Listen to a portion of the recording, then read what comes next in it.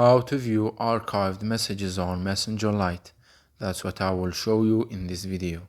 But before we begin, make sure to subscribe to the channel and ring the bell to get notified whenever a new video is uploaded. With that said, let's get started. So go ahead and open up the Messenger Lite app and say, for example, that you have archived this conversation right here, but now you want to find it. Now, as you might know, there is no way for you to view and check and find the archived chats and messages using the Messenger Lite app.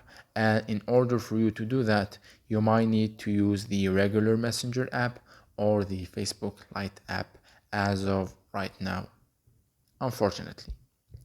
So that was it for this video. That's how you can find and view the archived messages and chats. If you have any questions, please leave them in the comment section down below. With that said, see you in the next video.